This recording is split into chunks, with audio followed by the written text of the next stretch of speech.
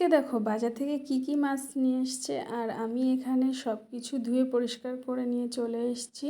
এবার ভাবছি কোনটা কি দিয়ে রান্না হবে। এখানে ছিল রুই মাছ আর একটু ডিমও হয়েছে, আর একটা ইলিশ মাছ। তো ইলিশ মাছটা কাটিনি, পরিষ্কার করে ধুয়ে এবারই কাটবো। তো সকালে আমাদের কিছুটা রান্না হয়ে গেছে, আর আমি ভাবছি এই রুই মাছটা রান্না করব না, ডিমটাই ভাজবো রুই মাছের, আর ইলিশ মাছটাই দুরকমভাবে রান্না করব। আর আমি তার জন্য এখানে বেগুন নিয়েছি, বেগুন আর আলুটা ভাজছি সুন্দর করে, আর কাঁচা মাছ রান্না করব। তার জন্য মাছগুলো ভাজিনি, এই যে কেটে আমি লবণ হলুদ মাখিয়ে রেখে দিয়েছি। এদিকে দেখো বৃষ্টি হচ্ছে ভীষণ, সারাদিন বৃষ্টি হচ্ছে আজকে, তো থামছেই না। আর আমার এদিকে বেগুন ভাজা চলছে। বেগুনটা ভালো করে ভেজে নিয়ে তারপর আমি জল ঢেলে দেবো। আর দেখো জলটা ফুটে উঠেছে, এবার আমি কাঁচা মাছগুলো এর মধ্যে দেব।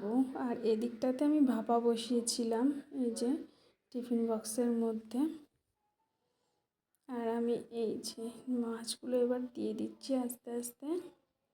তো বেগুন দিয়ে কাঁচা মাছটাই বেশি টেস্ট লাগে, ভাপাটাও সুন্দর, সবই ভালো লাগে ইলিশ মাছের যাই করি না কেন। এখন দেখো এমন জোর বৃষ্টি এসছে, তো আমাদের উঠোনটা মনে হচ্ছে পুকুর হয়ে গেছে, একদম জলে ভরে গেছে। তো ওই দেখো আজকে সারাদিনই বৃষ্টি হচ্ছে। আর এদিকে আমার মাছের ঝোল ফুটছে। তো এই যে মাছগুলো সেদ্ধ হয়ে গেলে এবার আমি বন্ধ করে দেবো গ্যাসটা। আমার এদিকে ভাপাটাও হয়ে গেছে, এটাও ফুটছে টকবক করে। তো এই যে দেখো আমার মাছের ঝোল, দেখো কত সুন্দর লাগছে। আমার মাছের ঝোল রেডি, এদিকে আমার ভাপাটাও রেডি। এই যে এবারে খেয়ে নেব দুপুরে। তো দুপুরে খাওয়ার পরে আমরা সন্ধ্যাবেলা একটু বেরিয়েছিলাম বাজারে।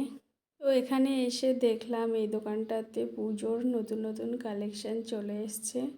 তো দেখতে দেখতে আমিও কিছুটা কেনাকাটা এখান থেকে করে নিয়েছি। তো এবার চলবে আস্তে আস্তে, এবার চলে যাব বাড়ি। তো দেখা হচ্ছে অন্য আরেকটি ভিডিও।